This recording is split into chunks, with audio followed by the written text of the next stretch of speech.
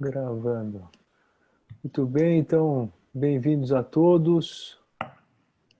Então, eu queria, antes de mais nada, agradecer nossos palestrantes e dizer que é uma honra estar aqui com vocês, dando sequência, na verdade, a um evento que nós fizemos já há um tempo atrás, também com o apoio do Ministério de Ciência e Tecnologia, do CIND, e falando um pouquinho sobre a saúde nos tempos de pandemia.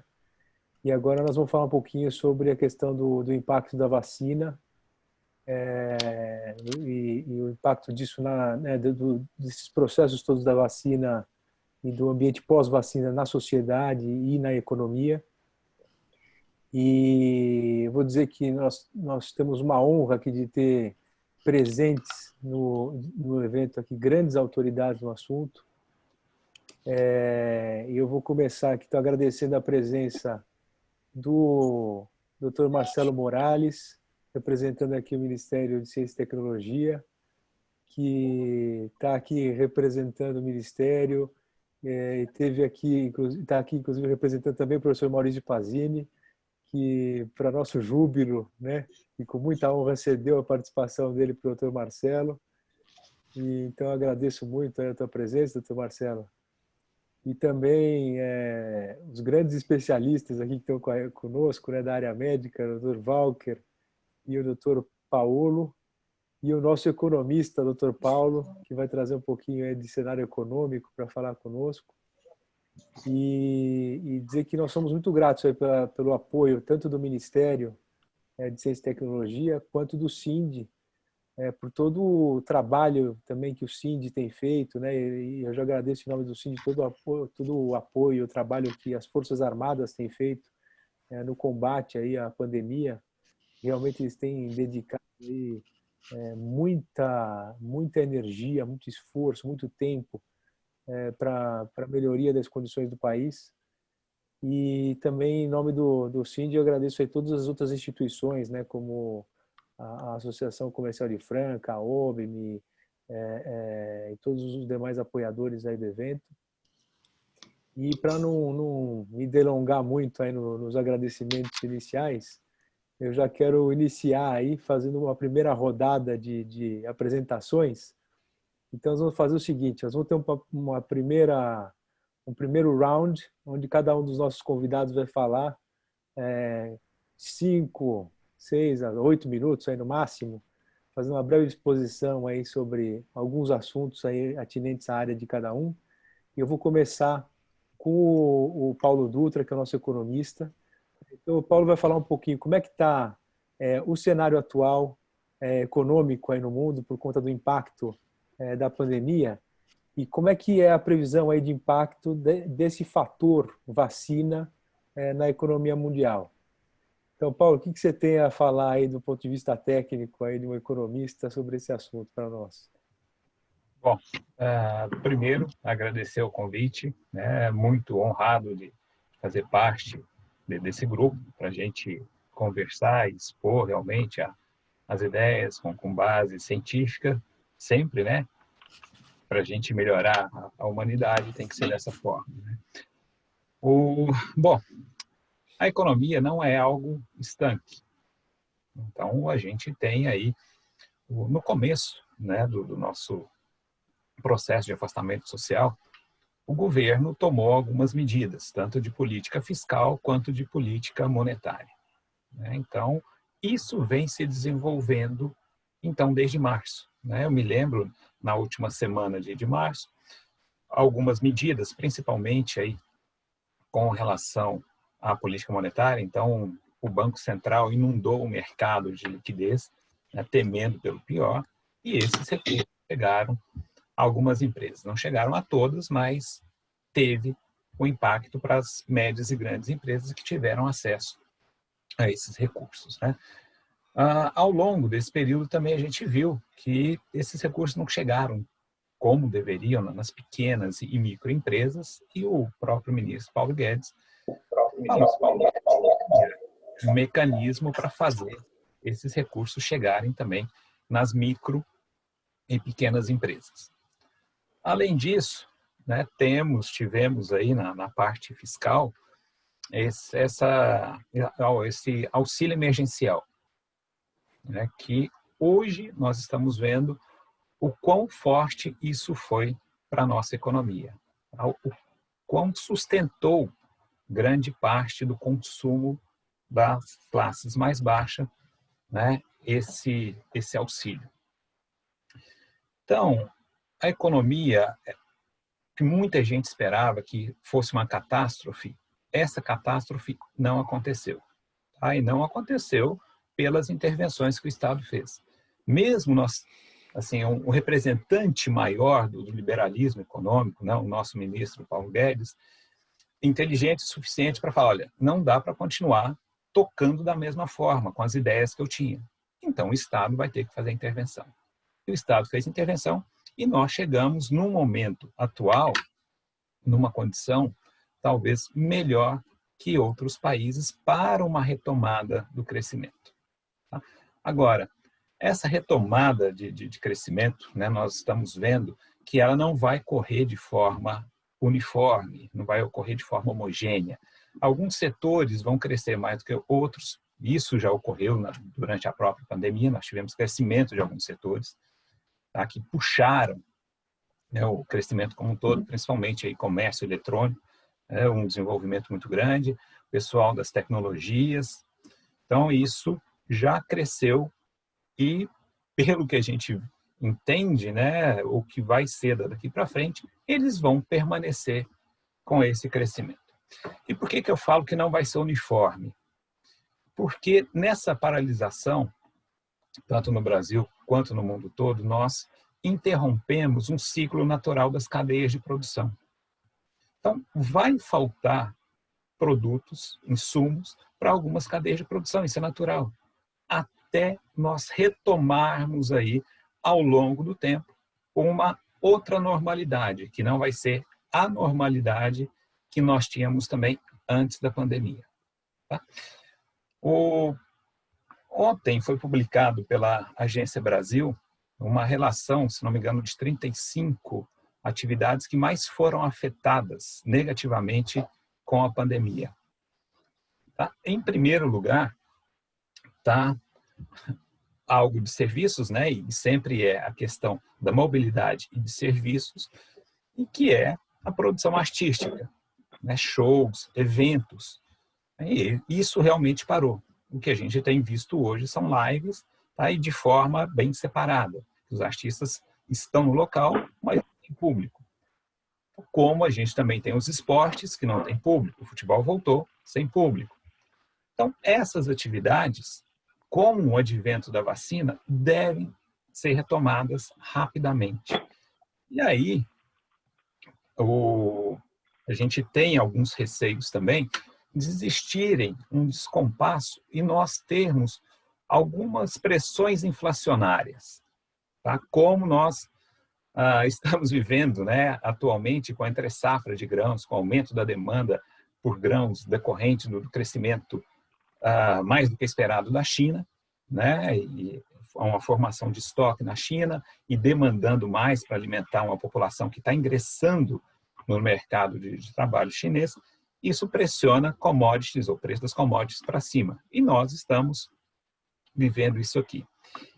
O governo, a meu ver, tem ficado bem atento com isso, né? Tanto que, nas primeiras notícias, a medida que o governo já tomou foi reduzir o imposto de importação do arroz a zero. Tá? Não para reduzir o preço do arroz aqui, porque é um preço do arroz no mercado mundial, mas para evitar uma pressão altista. Por quê? Na verdade, o governo está trabalhando aí com a tendência de médio e longo prazo de uma taxa Selic mais baixa, que teve a reunião do Copom hoje e foi mantida a 2%.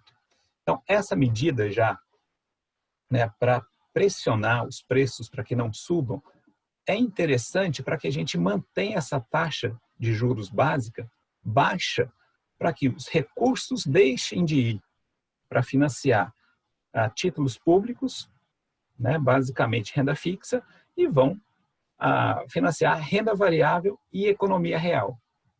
Então, isso tudo cria uma base para que a gente retome um crescimento até de forma mais sustentável.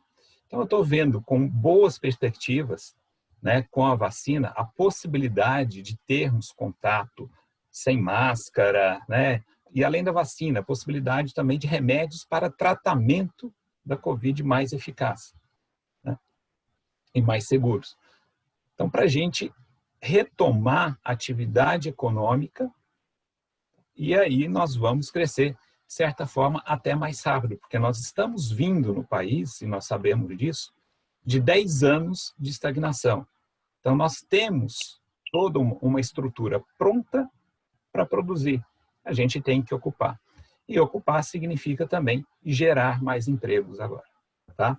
Então, encerro por aqui inicialmente. Perfeito, Paulo. Muito obrigado pela tua exposição. E agora eu vou passar a palavra para o nosso representante aí do Ministério de Ciência e Tecnologia, Marcelo Morales, que é médico biofísico, né? E também lá no Ministério ele é secretário de Estado para Políticas Públicas e Formação de Ações Estratégicas no Ministério. E eu queria saber, doutor Marcelo, se você pode falar um pouquinho sobre os programas do Ministério e falar um pouquinho sobre a questão das vacinas que estão sendo produzidas, quais as perspectivas, e nos esclarecer um pouquinho sobre esse assunto. Eu tenho certeza que você tem muita informação aí relevante para o público. Por favor, doutor Marcelo. Obrigado, Maurício. Obrigado a todos, ao Ibrei, o Hugo, e também os palestrantes aqui presentes, amigos nossos, Zanotto, o Walker e também o Paulo, que acabou de falar. Queria agradecê-los. E eu tenho uma apresentação que eu acho que fica mais ilustrativa, Maurício, se você me permitir, se pudessem colocar a apresentação. Você pode colocar a apresentação, Hugo? Enquanto isso, eu vou dizendo aqui que eu queria agradecer, em nome do ministro Marcos Pontes, a oportunidade da gente mostrar o que o Ministério da Ciência, Tecnologia e Inovações tem feito num trabalho desde janeiro, na verdade, antes da pandemia ter sido decretada. Maurício, naquela época, ainda em janeiro, nós reunimos os pesquisadores das áreas de conhecimento específica em virologia, epidemiologia, todo o pessoal mais gabaritado da comunidade científica aqui no Ministério da Ciência e Tecnologia, e já no início de fevereiro nós reunimos com esses pesquisadores para que pudessem nos orientar em relação ao enfrentamento de uma possível pandemia que já se apontava lá na China e que já vinha avançando no começo do ano. Então, nós criamos a Rede Vírus MCTI, que teve como principal objetivo nortear as ações do Ministério da Ciência e Tecnologia. Então, nós colocamos várias ações, uma delas foi o desenvolvimento da vacina em território nacional, pelos pesquisadores brasileiros, porque não tínhamos nenhuma perspectiva de produção de vacina no mundo, e a gente teria que produzir também, como alternativa, as vacinas brasileiras. A gente teria também que sequenciar e monitorar o vírus em todo o território nacional, e isso foi feito numa subrede de sequenciamento e monitoramento do vírus em todo o território nacional. A gente montou uma subrede também de montagem de testes diagnósticos e produção de insumos alternativos, porque a gente estava enfrentando dificuldades de importação de insumos para testagem. Então, dentro dessa perspectiva, nós também colocamos também os ensaios clínicos com novos medicamentos, reposicionamento de medicamentos e vários outros ensaios clínicos. Então, com essas perspectivas, nós montamos a Rede Vírus com as suas subredes, pegamos esse projeto embaixo do braço e fomos apresentar para o governo Jair Bolsonaro, do qual nós fazemos parte, na verdade, a Presidência da República, que financiou todo o projeto do Ministério da Ciência e Tecnologia, aportando no total, eu vou resumir aqui, foram em 2 etapas, né? Num total de créditos reembolsáveis e não reembolsáveis para a FINEP, para o CNPq, através do Ministério da Ciência, Tecnologia e Inovações, de aproximadamente R$1 bilhão. Metade desses recursos foram para pesquisa propriamente dita e metade dos recursos foram para empresas para desenvolvimento de respirador, por exemplo, a EPIs e assim por diante. Então, foi uma ação bastante orquestrada, muito bem pensada, que muito bem montada, ela teve o financiamento. E isso foi muito importante. E aí tem a linha, o timeline aí, desde o início, né, que eu coloquei. E, como eu falei, nós tivemos sequenciamento, estamos fazendo sequenciamento em larga escala, já temos testes diagnósticos produzidos no Brasil, insumos produzidos no Brasil. Nós temos estratégias de vacinas brasileiras, criamos um biobanco de amostras brasileiras, que está na Fiocruz. Encomendamos também, viu, Paulo, eu vi com muita atenção você falando, uma encomenda que traz à tona os impactos econômicos. E a gente já tem resultado do investimento que o governo federal fez no impacto na economia. Tudo isso já mostrado, em breve a gente vai publicar esses impactos econômicos que foram muito importantes. E também os ensaios clínicos dando ênfase principalmente ao reposicionamento de fármaco. Próximo, por favor. Então, só na pesquisa clínica, vocês podem ver que a gente teve uma estratégia, desde o uso da BCG como profilático à infecção pelo SARS-CoV-2, como o uso de heparina, corticoide, plasma convalescente de pacientes que já tiveram COVID, e o reposicionamento de fármacos, inclusive a nitazoxanida, que já finalizamos os estudos com a nitazoxanida, que é a ANITA, né? Finalizamos os estudos e vai ser publicado em breve. Então, em prazo recorde, um ensaio clínico, a gente sabe, o Walker está aí, a gente leva 2, 3, 4 anos para ter o resultado, em prazo recorde, aqui com o apoio do Ministério, com os pesquisadores, num suporte muito próximo, nós finalizamos em praticamente 3, 4 meses os ensaios clínicos que agora vão ser publicados. Então, desde a corticoide e outros medicamentos estão sendo colocados aí. O próximo. Em relação ao diagnóstico, a gente tem várias estratégias de inovação, testes sorológicos, utilizando o teste ELISA, catalisadores, point of care, testes moleculares com a produção de insumos no Brasil, e já temos esses insumos sendo produzidos em território nacional. Isso foi muito importante. Nós teremos um outro patamar na testagem brasileira. E também com um teste utilizando inteligência artificial, por exemplo.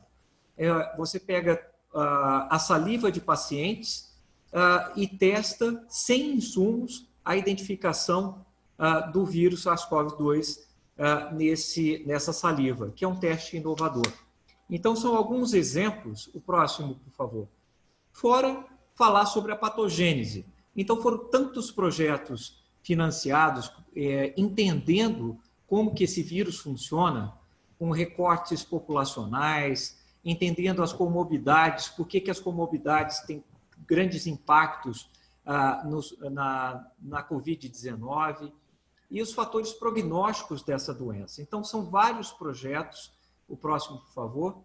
Entendendo a patogênese e aí o monitoramento ambiental também, águas residuais, ou seja, as águas dos esgotos estão sendo monitoradas em território nacional, ensaios com os animais e também os ensaios com as sequelas do SARS-CoV-2, não só pulmonares, mas as outras sequelas que precisam ser monitoradas.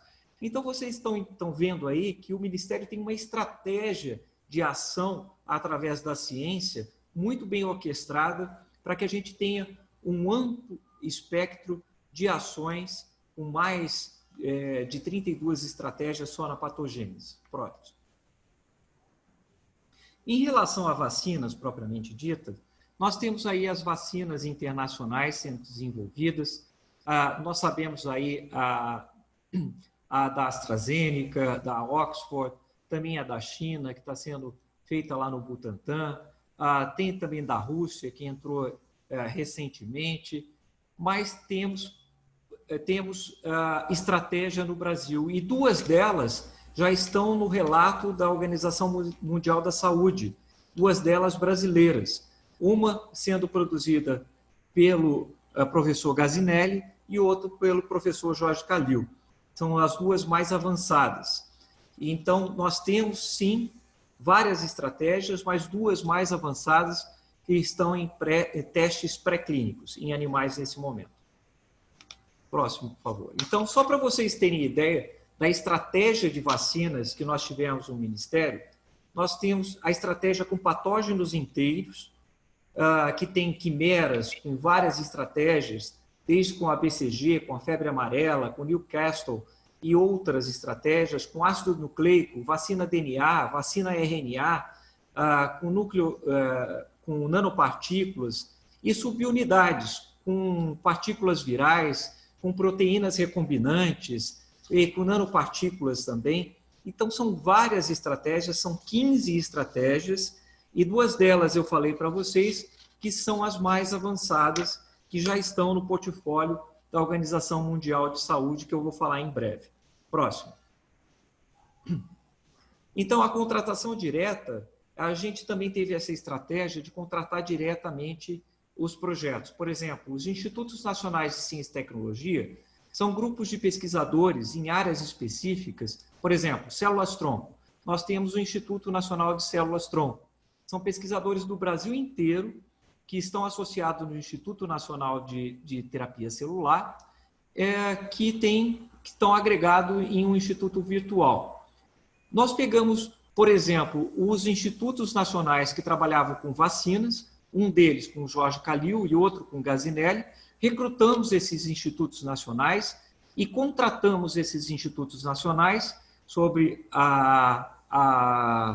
o monitoramento aí do Gazinelli e do Calil, a liderança dos dois, para desenvolvimento dessas duas vacinas lá no início, e já estamos bastante avançados no desenvolvimento. Próximo. Então, tanto do Gazinelli quanto do Calil, o Calil está desenvolvendo com com partículas virais, e o Gazinelli com nanopartículas, com um híbrido aí com o vírus da influenza. Então, são estratégias importantes, e já contratamos, quem chegar primeiro, já contratamos a fase 1, fase 2, com 6 milhões de reais, para já iniciar em pacientes com recursos já aportados nessas duas primeiras vacinas. É claro que na fase 2 e fase 3, a gente vai precisar de mais recursos.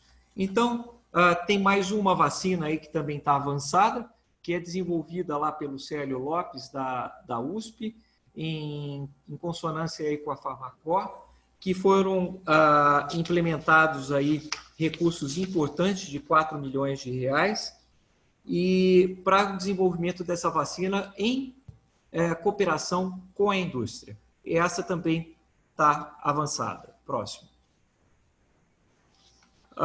Ainda em relação às vacinas, nós fizemos uma chamada pública no CNPq, não só para vacinas, mas para tratamento, vacinas, diagnóstico, patogênese e carga viral da doença. Só para vocês terem ideia, a solicitação bruta de projetos de pesquisa somaram um aporte, o pedido dos pesquisadores foi 1,7 bilhões de reais. Foram mais de 2.200 projetos enviados para o CNPq, mostrando a competência nacional para a solução dos problemas que já vimos já no Zika e agora também nessa pandemia.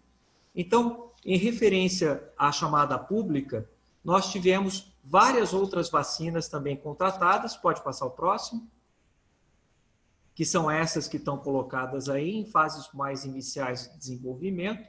Próximo. E outra área de importância no Brasil e que o ministro Marcos Pontes costuma dizer, nós temos que nos preparar, porque essa não foi a primeira, não será a última, e nós precisamos estar preparados. O que nós pegamos aqui e demos contas que o Brasil não está preparado em infraestrutura para uma pandemia como essa. Então, é uma questão de tempo quando teremos a próxima pandemia. E uma ação importante foi aportar recursos para colocar os nossos laboratórios em outro nível de biossegurança. Então, aportamos recursos, uma chamada da FINEP, já aportamos esses recursos para elevar os níveis dos laboratórios de biossegurança de nível 2 para nível 3.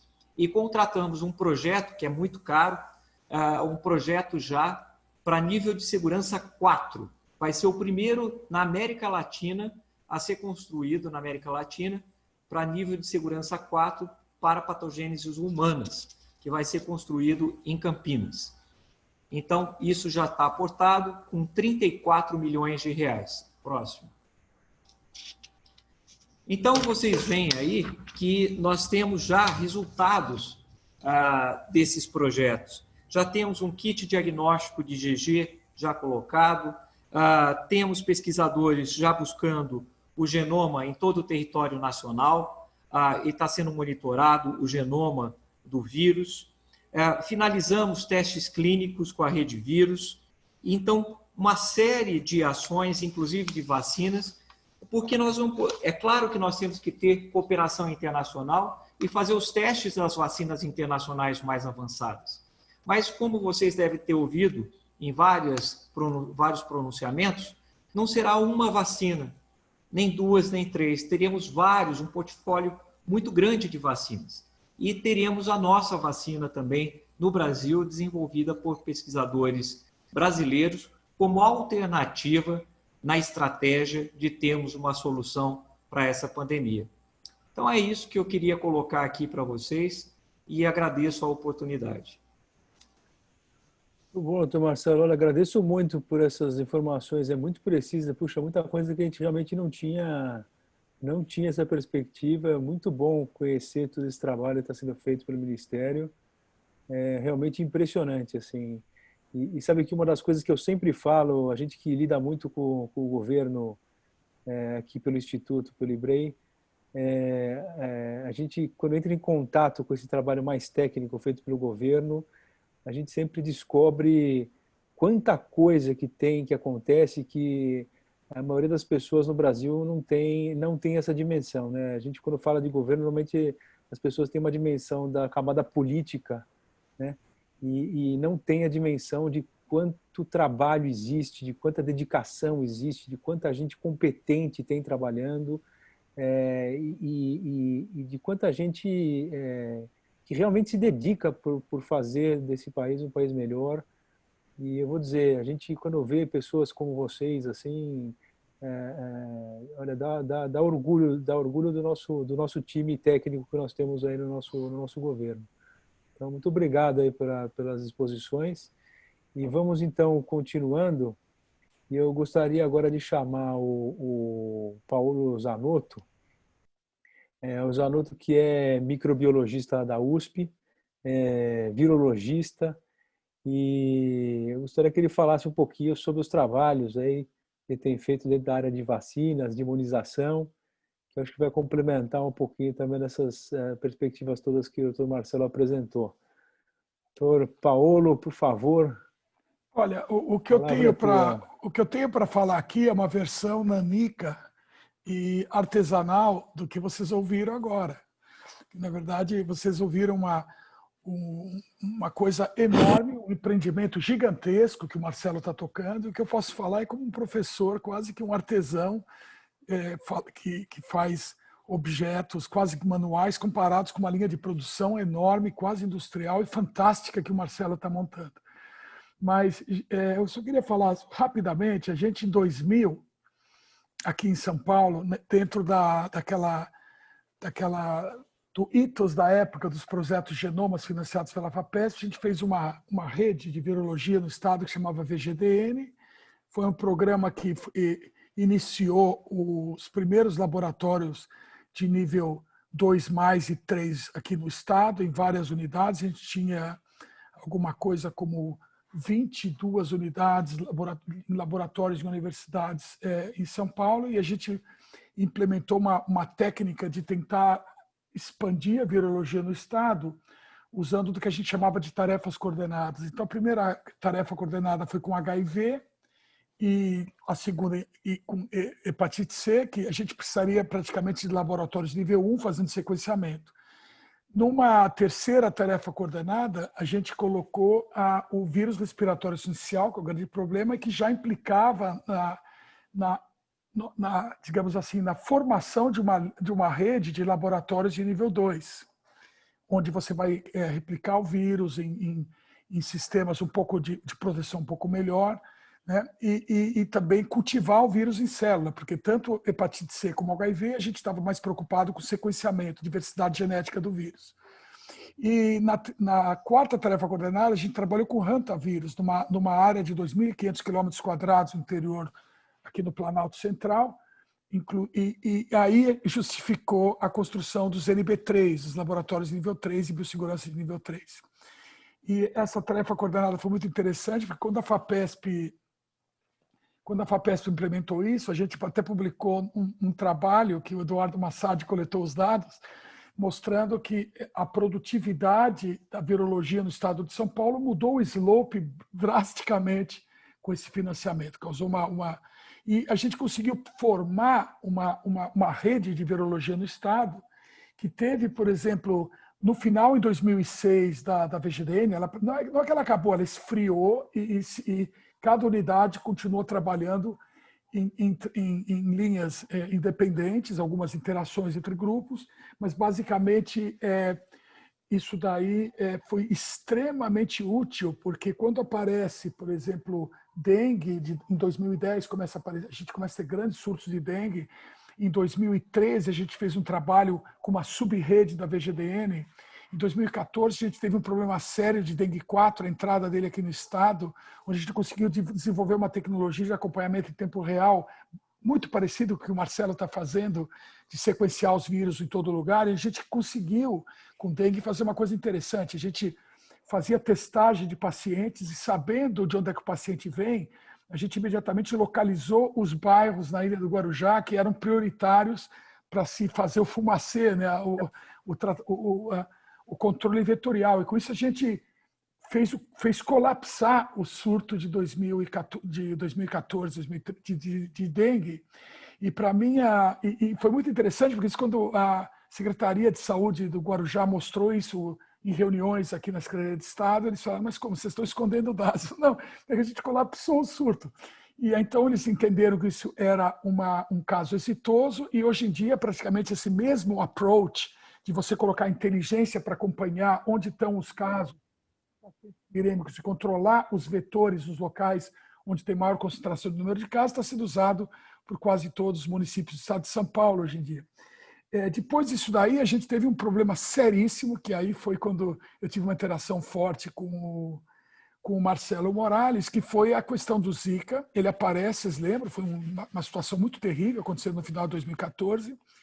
E agora a gente reorganizou a VGDN rapidamente, a gente recebeu dinheiro da FAPESP, dinheiro do Ministério, do CNPq, foi crucial isso daí, e a gente rapidamente, de uma maneira completamente inédita, teve uma época que a Universidade de São Paulo era o segundo maior produtor de papers nessa área no mundo. Eu me lembro disso, fiquei muito orgulhoso, porque é uma coisa extremamente rara acontecer. E uma das coisas que saíram desse esforço foi que a gente conseguiu provar que a microcefalia era causada pelo Zika. Esse trabalho a gente publicou na Nature, foi um trabalho momentoso, em competição aberta e direta com grandes grupos fora do Brasil, e a gente conseguiu publicar isso de uma maneira. Depois a gente começamos a trabalhar junto com o Dan Baruch na Universidade de Harvard, e a gente desenvolveu 4 plataformas.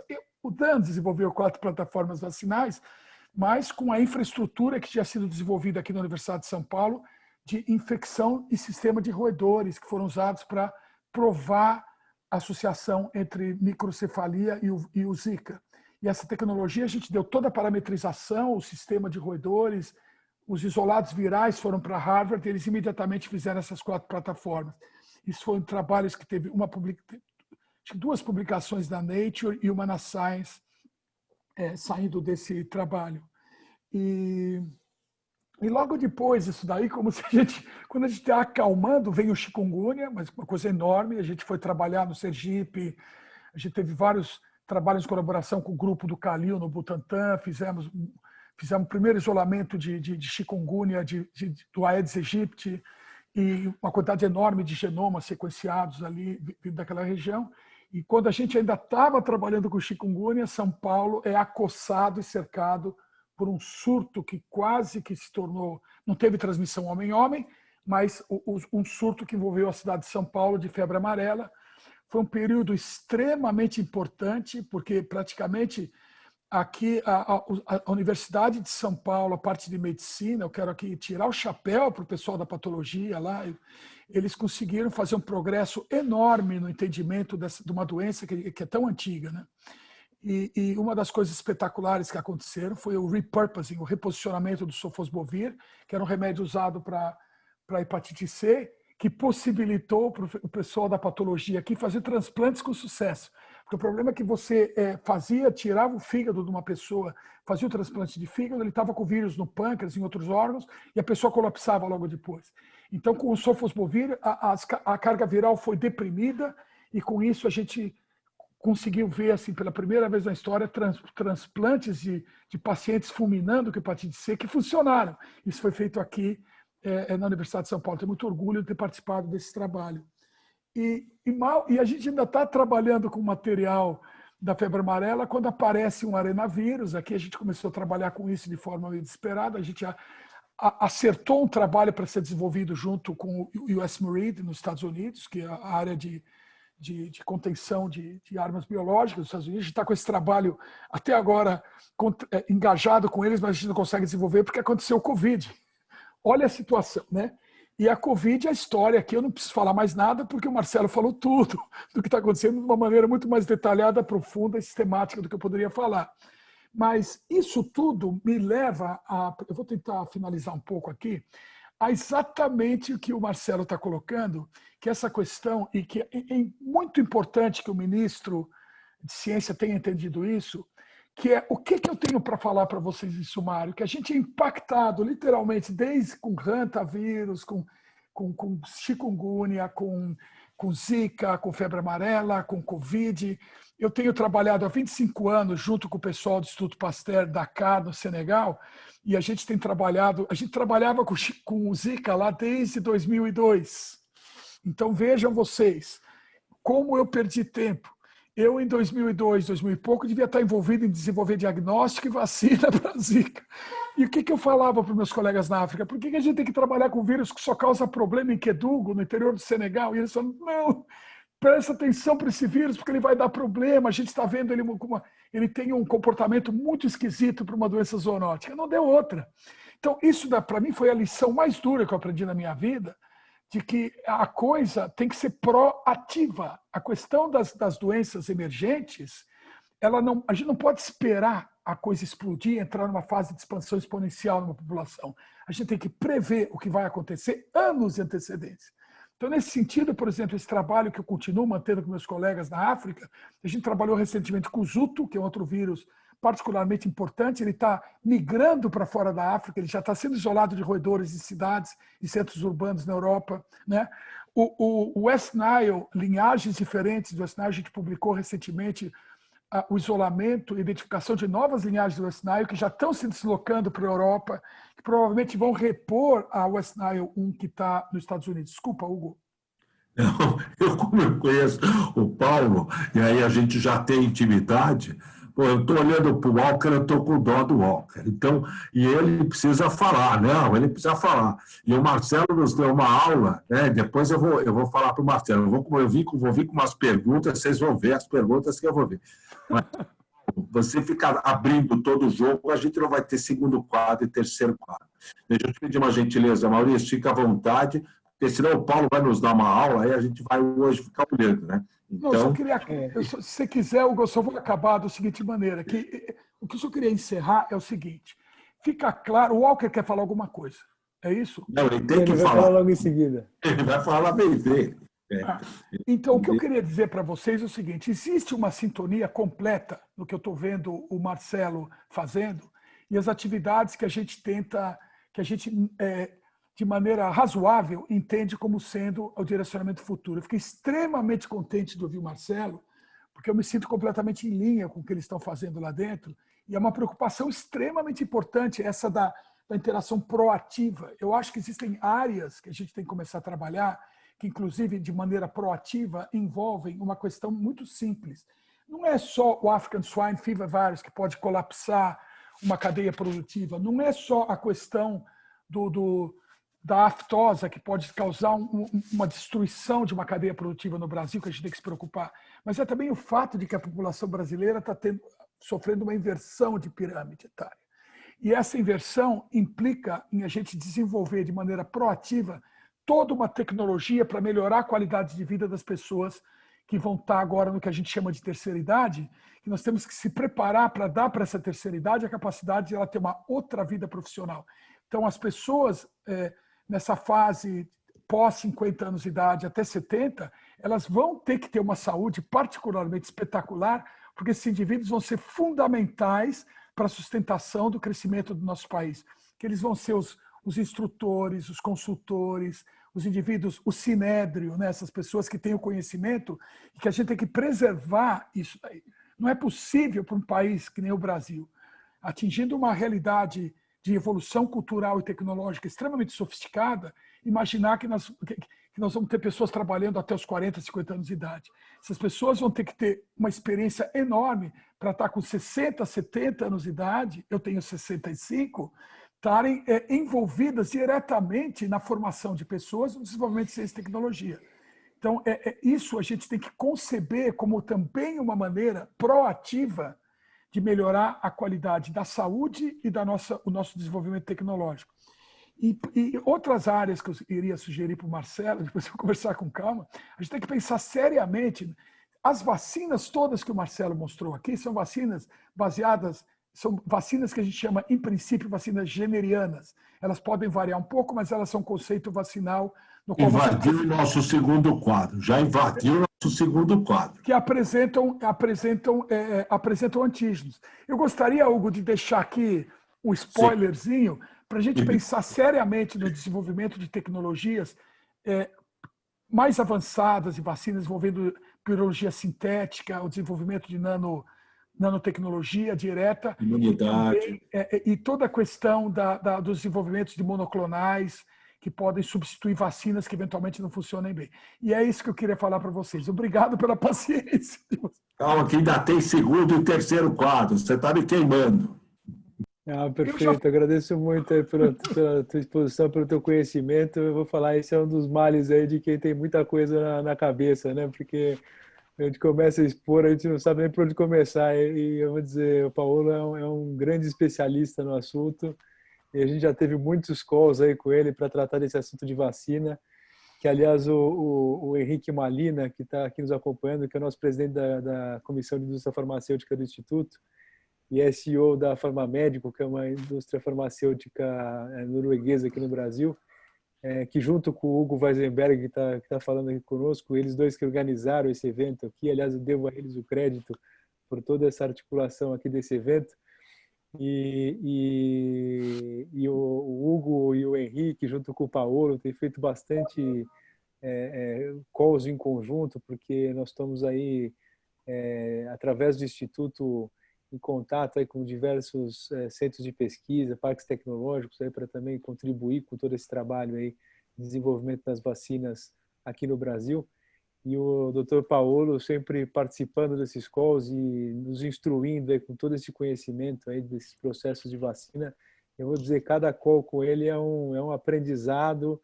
E hoje eu que nunca fui da área, que sou da área jurídica, já me sinto um grande especialista em vacina só dos calls que eu já participei com o Paulo. Então eu sei como é que é assim, a quantidade de conhecimento que brota, né? Mas vamos lá, dar sequência. Eu vou chamar agora o Dr. Walker Walker Lamen, que foi convidado e com muita honra aceitou o convite do Dr. Henrique Malina para ser o vice-presidente da nossa comissão do Instituto de Indústria Farmacêutica.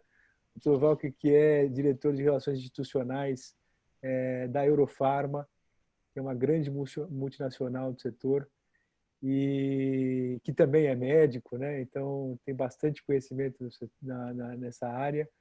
E eu vou pedir para o Dr. Walker falar um pouquinho da ótica da indústria farmacêutica, né? No aspecto dessa recuperação do mercado farmacêutico em relação ao Covid. Então, Dr. Walker, a palavra está com você. Ótimo, me ouve bem? Ouvimos bem.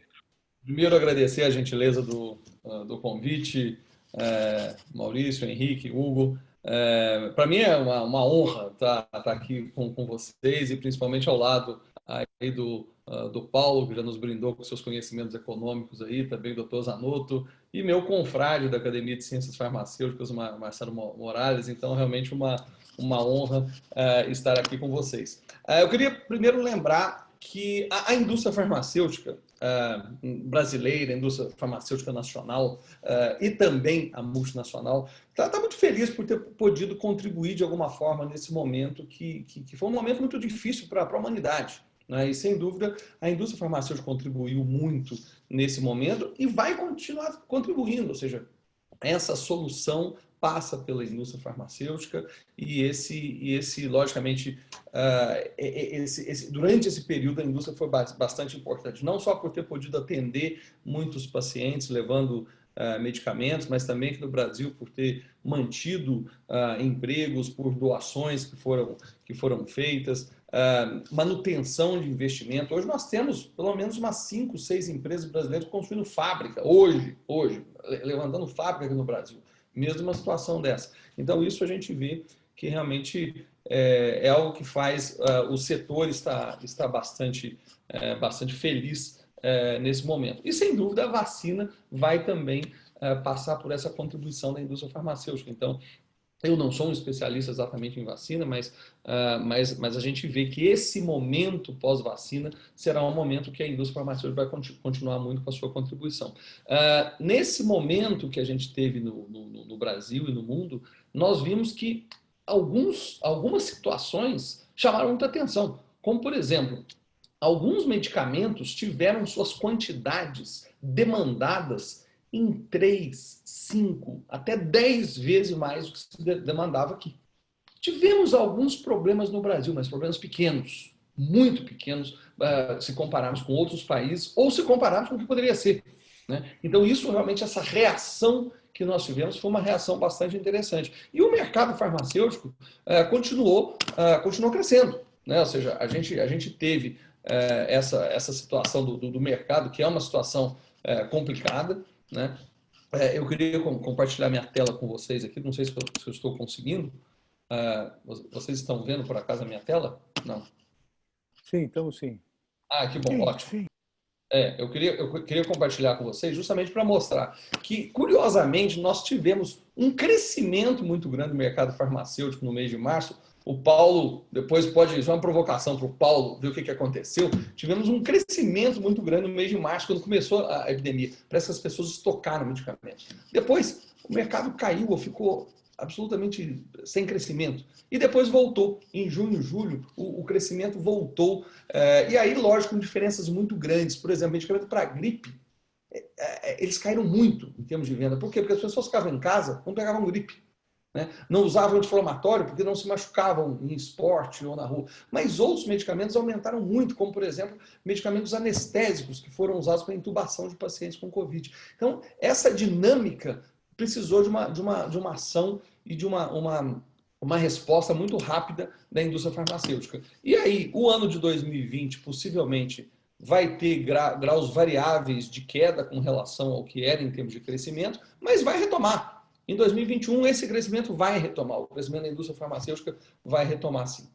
E eu já falei mais ou menos metade dos 8 minutos que o Maurício me deu, eu queria colocar aqui umas provocações, e aí, Maurício, você pode me perguntar sobre essas coisas depois, viu? Se vocês quiserem que a gente fale um pouquinho, eu vou colocar umas provocações aqui. A primeira delas é com relação a a isso aqui que eu estou chamando esforço na produção científica.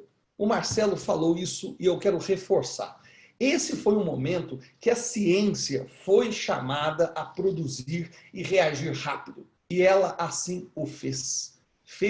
E eu diria que numa rapidez, numa velocidade, num vigor, como talvez nós não tenhamos visto nos últimos 80 anos. Né? E esse vigor veio do governo brasileiro, veio de universidades, veio de empresas privadas, veio de hospitais.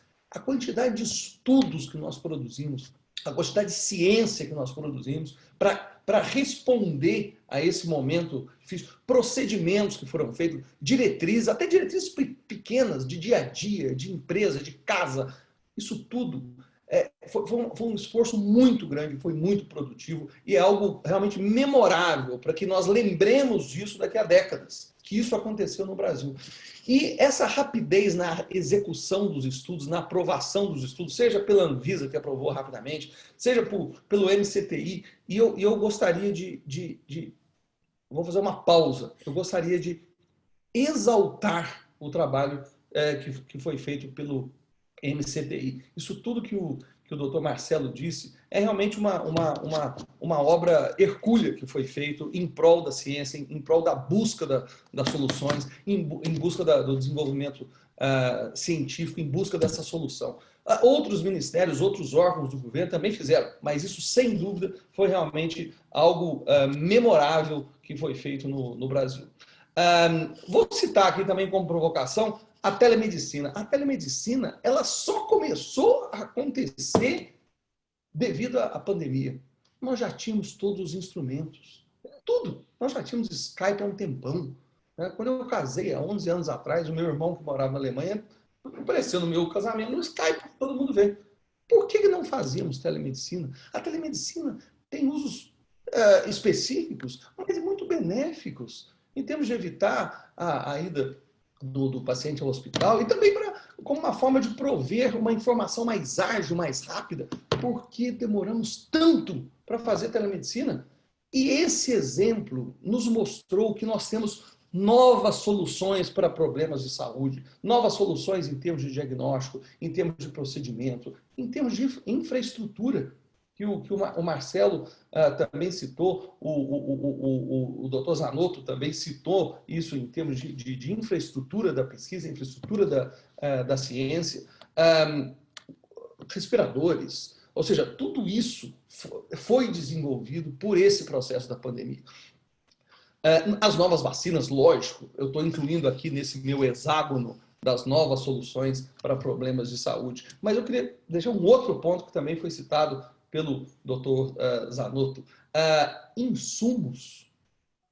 Esse pode ser um problema muito grande para qualquer país. Numa situação dessa de calamidade mundial, vários insumos não são feitos nos países consumidores, são feitos, às vezes, em poucos países. E isso acontece no Brasil, na área farmacêutica. Nós poderíamos ter ficado reféns de insumos e absolutamente inaptos a produzir medicamentos no Brasil. E isso é um trabalho também que está sendo desenvolvido. O Ministério da Ciência, Tecnologia e Inovações tem trabalhado nisso, o Ministério da Economia tem trabalhado nisso também, porque é um ponto muito importante para a gente pensar que não podemos ficar vulneráveis a isso num momento de crise mundial que possamos ter. Então, a epidemia também nos ensinou isso, e esse momento pós-vacina, que é o nosso tema, vai, sem dúvida, desenvolver novas soluções, tem desenvolvido, e isso será muito benéfico para a sociedade. E aí, isso tudo que eu vim falando, tudo isso que o Marcelo disse, que o Dr. Zanotto disse, que foi embasado pelo que o Paulo disse, a gente está falando aí de que a solução está vindo, tem vindo, e virá da ciência, virá desse trabalho. Embora a gente ainda tenha um comportamento da sociedade, de médicos, de pacientes, com crenças que não são tão alinhadas com a ciência de uma forma geral. Isso é algo absolutamente compreensível, é algo que acontece há séculos, talvez há milênios, no desenvolvimento da humanidade em crenças que não têm embasamento significativo. Embora essa essa medicina, essa ciência que a gente pratica hoje, ela vem aí em termos de evidência há pouco mais de um século e realmente de uma forma mais eficaz nas últimas poucas décadas, não é? Sem dúvida, isso foi um pouco de descompasso, né, com relação a toda a ciência que a gente fez. Então, para eu ficar nos meus 9 minutos, passei 1 minuto, desculpa, Maurício, eu queria jogar algumas provocações aqui, foi de propósito, justamente para a gente gerar um pouquinho de debate. Obrigado. Perfeito, Walker. Olha, excepcional a tua exposição, eu agradeço muito. E eu vou fazer o seguinte, nós estamos avançando aqui no tempo já, eu queria fazer uma rodada agora de perguntas, e para a gente não estender muito no nosso tempo de programação, eu tenho algumas perguntas aqui para direcionar aqui para os nossos palestrantes, e vou solicitar aqui que a gente tente limitar as respostas aqui em questão de 2 minutos no máximo de respostas aí. E eu vou primeiro direcionar uma pergunta aqui para o Dr. Marcelo. De início, eu quero fazer primeiro uma colocação, Dr. Marcelo. Você apresentou uma questão importante na tua exposição, que foi todo o trabalho foi feito da questão da descentralização dos centros de pesquisa, né? E isso foi um trabalho, acho que muito bonito, um esforço muito relevante da tua parte. Queria parabenizar por todo esse trabalho que foi desenvolvido. E a minha pergunta aqui é em relação não só à questão das vacinas, mas teria alguma exposição em relação ao que tem sido feito na questão de melhoria da saúde no Brasil em geral? Teria alguma coisa para compartilhar com a gente nesse sentido? Claro, Maurício. Eu costumo dizer, eu vou dar um exemplo.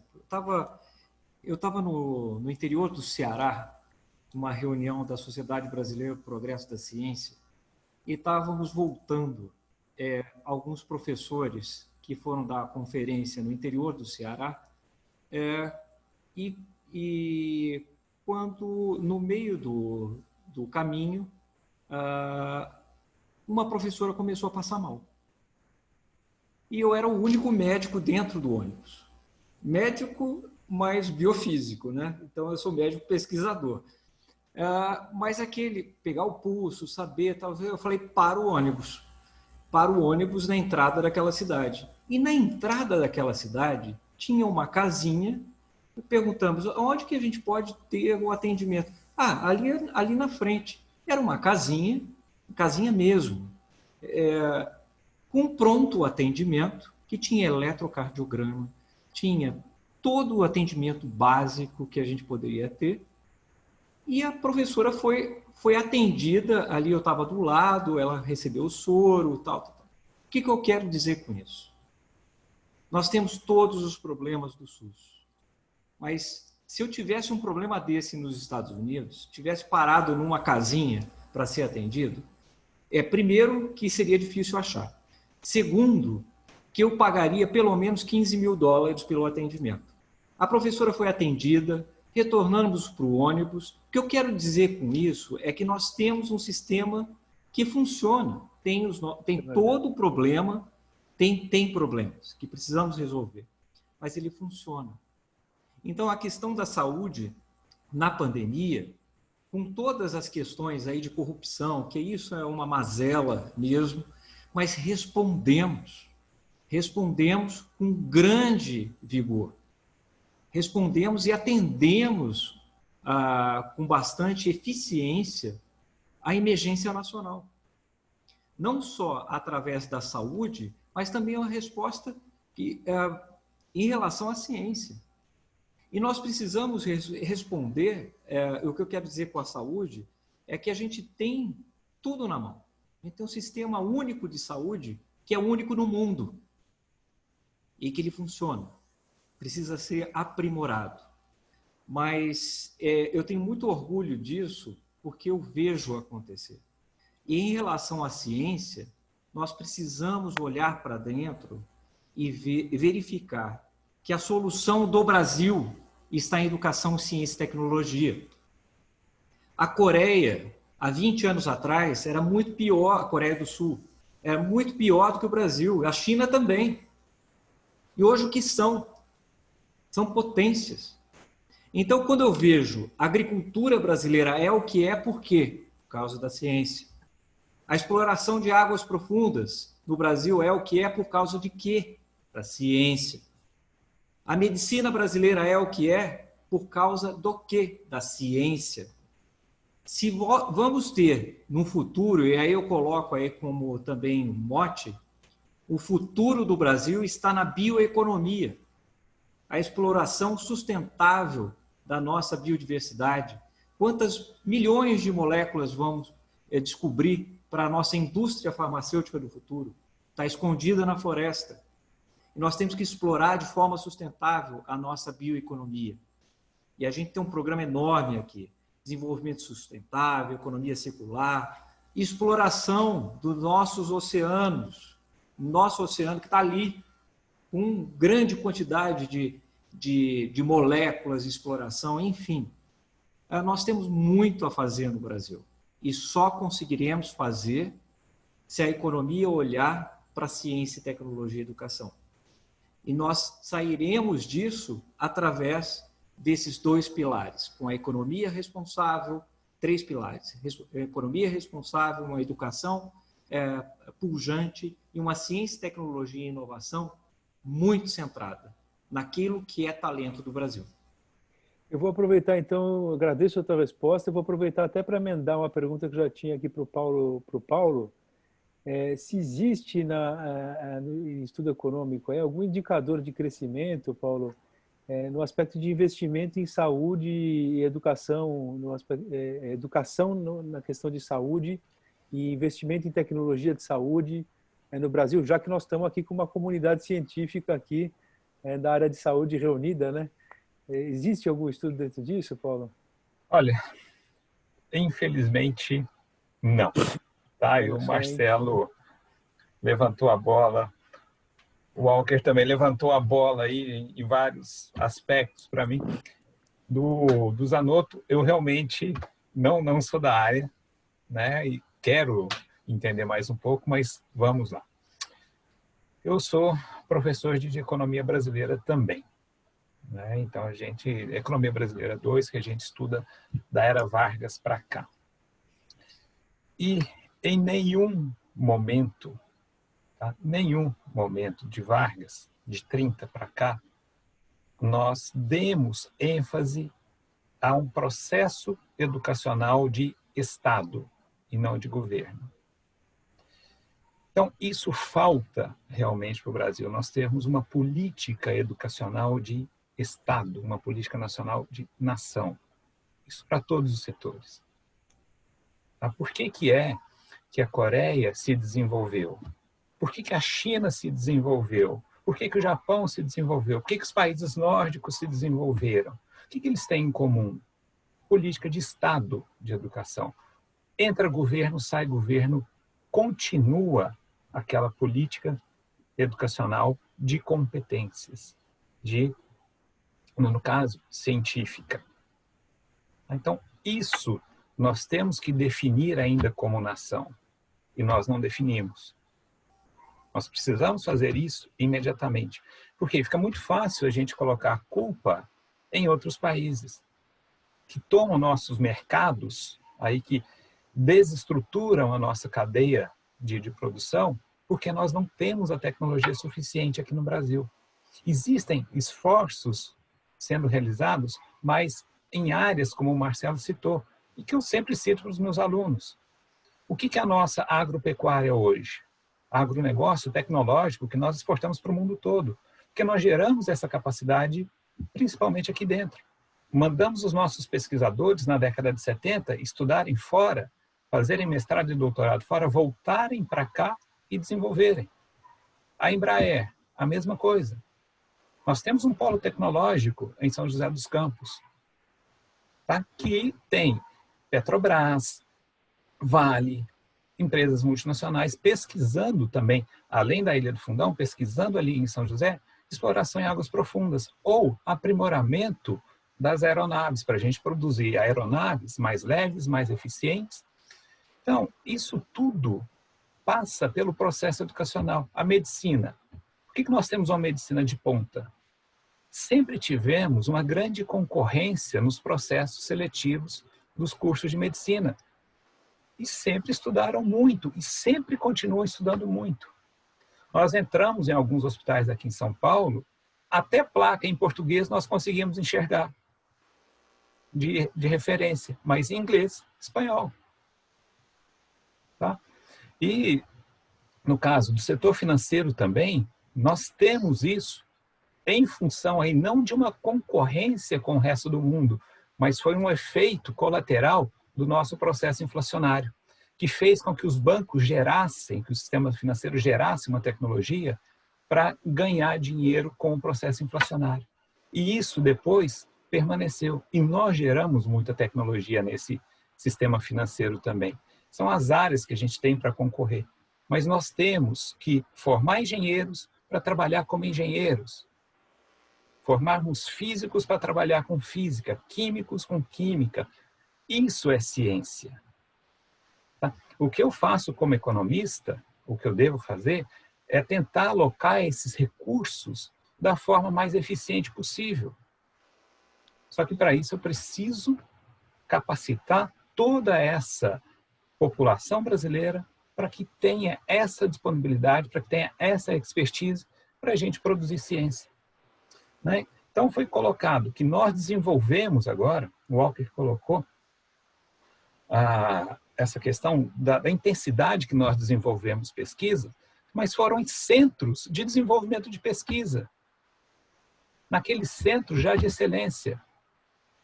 Aqui tem pesquisadores que fazem isso por gosto mesmo, que estão nas instituições públicas. E são funcionários públicos que fazem isso com extrema competência, em várias partes do Brasil. Tá? Somente para frisar, o funcionário público não é somente aquele burocrata que está em Brasília, tá? E que trabalha um pouco com corrupção, sei lá. Não, o funcionário público que a gente tem, que deveríamos colocar mesmo um retrato deles, são muito eficientes. E porque passam nos concursos, são preparados para isso. Eles não perdem conhecimento depois que passam em concurso. Então, a gente tem pessoas da melhor qualidade nesses setores e, por isso, conseguem desenvolver essa pesquisa. E por que desenvolvemos rapidamente agora, nesse período de pandemia, que eu falo também com os meus alunos? Porque é como se fosse um período de guerra. Nós alocamos todos os esforços para esse período. Tá? Então, a telemedicina, por que ela veio agora, se já estava pronta? Porque afastou todo mundo. Sala de aula, que eu sou professor, estou fazendo sala de aula de forma remota o tempo todo. Isso já tinha. A telemedicina vai deixar de existir quando acabar a pandemia? Não. A sala de aula vai voltar 100% presencial? Não. Porque eu posso ter aluno assistindo minha aula em qualquer lugar do mundo. Tá? Então, nós temos realmente que aproveitar todo esse avanço tecnológico que nós tivemos aí em 5, 6 meses para promover uma outra forma de crescimento, tá, para o país. E pensar nisso de forma educacional. Tá? Trabalhar com uma possibilidade de construirmos aí uma política educacional de Estado. Como deve ser a política de relações internacionais? Como é a política das Forças Armadas? São políticas de Estado, não são políticas de governo. Esses órgãos são permanentes. Tá bom? Desculpa ter alongado, mas é um papel que me bate no coração o tempo todo. Agradeço a tua resposta. Agora eu vou fazer uma pergunta aqui para o Dr. Paulo. Vou fazer um desafio aqui, Dr. Paulo, porque eu vou te fazer, na verdade, 2 perguntas. E o desafio é conseguir condensar aí nos 2 minutos 2 respostas, né? Porque, na verdade, é o seguinte: o Dr. Paulo participou semana passada de uma reunião com o presidente da República. A primeira pergunta é saber como é que foi o resultado dessa reunião, porque eu sei que foi uma reunião muito interessante para o tema aqui da nossa palestra. E eu já emendo uma segunda pergunta para já fazer o cálculo aí de tempo de resposta, que é com relação ao desenvolvimento das vacinas sintéticas. Você pode falar um pouquinho para a gente sobre esse assunto? Então, a reunião com o presidente, para mim, foi surpreendente, porque, na verdade, os médicos me adotaram. Eles mandaram um pequeno diplominha para mim, me chamando de um participante, de um membro benemérito. E me levaram para uma reunião de médicos em Brasília. Eu fiquei assim, eu parecia um alien. Inclusive, a parte que eu falei de eu ser um alien, eles cortaram lá da live do presidente. Isso poderia causar um problema sério das pessoas realmente acreditarem nisso. Mas, de qualquer maneira, foi muito interessante, porque eu senti o presidente muito próximo das pessoas. O Osmar Terra estava com ele. O Osmar Terra é uma pessoa que o Marcelo deve conhecer bem. E o Osmar é uma pessoa muito, eu fiquei impressionado, muito articulado. Ele é uma pessoa que entende o que está acontecendo, ele tem uma boa formação. Então, eu acho que o presidente está bem acompanhado e a visão que ele deu para esses médicos é que ele quer, de fato, atender demandas que estão surgindo da população em termos de tratamento precoce, assim por diante, extremamente polêmico, extremamente polarizado, extremamente terrível isso tudo, causando problemas severos, mas a posição dele foi muito positiva. Então, nesse sentido, eu acho que eu não tenho mais nada para falar. Gostei da conduta do presidente, gostei da conduta dos médicos, gostei de tudo que eu vi lá. Com relação a novas tecnologias de geração de vacina, é mais ou menos aquilo que eu já avancei o sinal. Se a gente olhar as estratégias que o Marcelo mostrou, elas são fortemente baseadas num conceito generiano, no qual você pega um antígeno e apresenta esse antígeno usando diferentes plataformas e vê se a pessoa consegue responder a isso de uma forma eficiente. Existem outras alternativas que a gente está, inclusive eu tenho conversado muito com o Hugo sobre isso, já até com o Maurício, outras estratégias de desenvolvimento de vacina que são, eu diria assim, pós-generianas, no qual a gente leva em consideração o que a gente conhece sobre a evolução dos vírus. E aí é onde a gente tenta, em vez de fazer trabalhos como foram feitos com certos vírus, onde a gente ganha função para o vírus, a gente, na verdade, concebe vírus com perda de função, no sentido de poder usar de maneira mais eficiente como vacina, não usando aquela tecnologia antiga, antiquada, de atenuação viral por passagem em células, mas outras alternativas que levam em consideração o entendimento que a gente tem da genética e da evolução viral. E eu estou investindo pesadamente nisso, conceitualmente e com a minha equipe, né, em desenhar esse tipo de coisa. E outra coisa importantíssima é a questão, por exemplo, o que aconteceu com o RSV, que é um vírus que não dá para fazer vacina. Coronavírus tem muitos problemas com a geração de vacinas, porque você tem exacerbação imune induzida por antígeno do vírus. Então, existem alternativas, como, por exemplo, que estão sendo desenvolvidas na China, onde você dimeriza pedaços de uma proteína e apresenta ela num contexto um pouquinho diferente também, onde você pode apresentar isso já fazendo um ataque ao vírus, já usando anticorpos monoclonais gerados contra o vírus. Então, tem o SnapTags, que a gente tem trabalhado junto com o pessoal da África do Sul, nesse sentido. Então, existem estratégias alternativas que são importantíssimas acontecerem em paralelo com o desenvolvimento normal de vacinas, para você ter um sistema de suporte, de backup, caso alguma coisa não ande muito bem. Então, o esforço que o MCTIC está fazendo é espetacular, o número de plataformas vacinais que eles estão lidando com e incentivando é ótimo, mas eu acredito que a gente pode ampliar um pouco o escopo das possíveis intervenções para dar apoio a isso, não substituir, mas apoiar e dar algum tipo de respaldo. Perfeito, muito bom. Olha, muito obrigado. Só queria deixar uma pergunta para alguém. Eu queria que, não sei se é um assunto, Maurício, mas, por exemplo, uma das coisas que a gente está vivendo hoje em dia na ciência de uma maneira muito particularmente complicada, talvez eu gostaria de saber a visão da indústria farmacêutica e do MCTIC. A gente está sentindo demais a dificuldade de competir por insumos com todas as nações que estão consumindo reagentes que são fundamentais para sequenciamento, conduzir as atividades laboratórias. Existe alguma movimentação na direção de uma química fina, um pouco mais sofisticada no Brasil, onde a gente vai produzir reagentes, insumos para se desenvolver tecnologia de biologia molecular de ponta? Era isso que eu queria deixar aqui. Obrigado. Isso é mais do que uma provocação, né? É mais do que uma provocação. Coitada da indústria farmacêutica, se a gente falar que tirar os insumos, né? Para a indústria farmacêutica nacional seria genial. Acho que o doutor Marcelo, esse é muita provocação, mas é um tema... O Walker já quer responder aí, ó. Ele vai responder, eu só estou aproveitando, porque é altamente provocativo mas é um tema delicado que isso... Aí a gente vai precisar chamar alguém do Ministério da Economia para sentar junto com a gente. Essa é a minha pergunta, então, né, Maurício? É isso? Pode ser, pode ser. Não, isso é um ponto importante, não só para todos os reagentes que o Zanotto precisa, para todos os intermediários que ele precisa para fazer as pesquisas dele, mas para fazer medicamento. Os insumos hoje, não sei se todos sabem, os insumos hoje, 80% deles, desses medicamentos que todos aí tomam, 80% desses insumos são feitos na Índia e na China, ponto.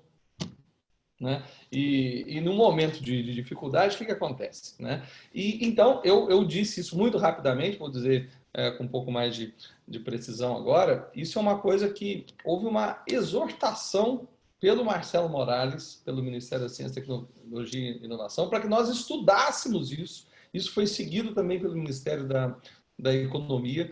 Então, hoje existe um grupo de trabalho já feito justamente, que envolve governo, setor privado e tudo mais, justamente para preencher essa lacuna que é de extrema importância para o país, para ser um pouco mais autossuficiente nisso. Nenhum país é completamente, mas para ser um pouco mais. E um outro trabalho que também é muito importante, eu não sei se isso é do conhecimento de todos, mas o Brasil tem uma regulação de preços aqui já bem defasada. Então, doutor Zanotto, se você fizer uma inovação muito interessante num produto, e esse produto for muito interessante, o que vai acontecer é o seguinte, você não vai conseguir um preço razoável para vendê-lo. Né? E isso vai fazer com que você nunca mais faça outra inovação, porque você não consegue vender aqui no Brasil, a não ser que você venda fora. Né? Mas aí tem muita situação assim em que o produto é vendido fora do país, mas no Brasil não, porque você não consegue um preço que pague nem a matéria-prima da sua inovação. Então são dois assuntos que já estão sendo discutidos, ou seja, problemas que nós temos, mas que estão em rota de solução. Né? Discussões muito bem estruturadas sendo feitas e foi puxado pelo governo brasileiro. E então estamos num bom caminho nesse sentido. Perfeito, olha... Considerando a avançada da hora, a gente teria ainda um monte de perguntas aqui para fazer, mas como a gente já passou bastante do tempo, eu vou me abster aqui de alongar muito mais. Então, eu vou fazer alguns agradecimentos finais aqui. Eu vou até aproveitar que eu estou vendo que a Lilian Schiavo também está conectada aqui, que é a presidente da OBME, que também é um dos apoiadores aqui do evento. Eu quero renovar aqui meus agradecimentos também ao Henrique e ao Hugo que organizaram a palestra. Dizer que para nós tem sido uma honra trabalhar junto com o Ministério de Ciência e Tecnologia, não só de tê-los presente aqui nesse evento, mas também por todo o apoio que tem dado a todos os trabalhos aí que o IBREI tem feito, tanto na comissão de indústria farmacêutica quanto em todas as outras ações que a gente tem feito aí junto ao governo. Dizer, doutor Volker, que era uma honra também tê-lo agora junto do Instituto, aí na comissão. Doutor Paulo também, olha, tê-lo aqui junto conosco no evento foi um prazer aí. A Lília apareceu aqui, tudo bem, Lília? A Lília, que é nossa conselheira também no Instituto, presidente da OBME. Mas olha, Paulo, muito obrigado aí por todas as tuas colocações, teu conhecimento da parte aí econômica. Doutor Paulo, mais uma vez juntos aqui, agradeço muito toda a contribuição aí do teu conhecimento nessa parte de virologia, que tem ajudado a gente bastante aí em todos os trabalhos que o Instituto tem feito nessa área. E o Hugo, que eu vou dizer até a informação recente aqui, acabado de ser do forno, que agora é nosso associado emérito do Instituto, ele recebeu esse título aí na nossa última reunião de diretoria do conselho, foi aprovada a honraria. Então, por todo o trabalho que ele tem feito. Então, também já fica pública aqui a informação. Eu espero que todos os outros tenham aproveitado o evento. Eu agradeço aí todas as instituições que apoiaram também, que divulgaram esse evento. E estamos juntos, continuando aí trabalhando para contribuir aí, tanto para disseminar informação, para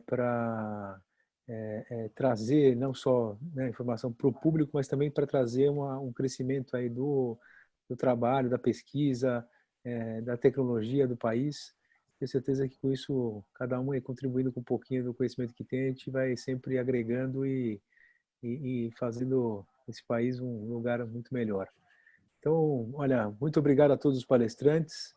Esse evento está gravado, vai ser disponibilizado nas nossas redes e nos vemos aí em breve. Hugo, quer falar uma palavra final? Hugo, por favor. Eu vou aproveitar, eu vou só dar um puxão de orelha do Dr. Paulo, como bom judeu. Ele não falou de Israel, estou chateado com ele, mas tudo bem. Ele falou de todas as economias, ele falou da Coreia, ele falou da China. Então, eu vou falar de Israel, mas agora coisa séria. Primeiro, é um orgulho muito grande a gente ter podido dividir com todos vocês. É um orgulho muito grande quando a gente pode dividir ciência em todos os campos. É um prazer muito grande quando a gente traz um especialista em economia para se juntar à indústria farmacêutica, se juntar à ciência e informar a gente o quanto é importante a gente dividir ciência. E eu, aproveitando, como bom judeu, né, desejar a toda a minha comunidade, a todos, o pequeno conhecimento, que os judeus no mundo inteiro, esse ano é um ano atípico, todos os países do mundo estão passando por uma situação onde todos nós estamos aprendendo. Então, nós vamos entrar na sexta-feira à noite, no ano de 5.781, que nós vamos o nosso Rosh Hashanah, e agradecer a todos, principalmente ao Brasil, que tem cada vez mais trabalhado em total sintonia com o Estado de Israel, e isso é um motivo de orgulho muito grande na área de ciência, na área de tecnologia, e na área de agricultura, na área de biossegurança. Isso é um orgulho, e da minha forma humilde, quer dizer, o Maurício já fica fazendo propaganda, tá, mas não sei se sou eu para ficar falando, né? Agradecer a todos, que a gente possa ter o prazer de dar uma sequência a distribuir e ter fatura de conhecimento. Obrigado pela gentileza de todos de poderem dividir conosco esse momento. Obrigado, boa noite. Boa noite. Boa noite a todos. Obrigado, boa noite. Até logo, até logo.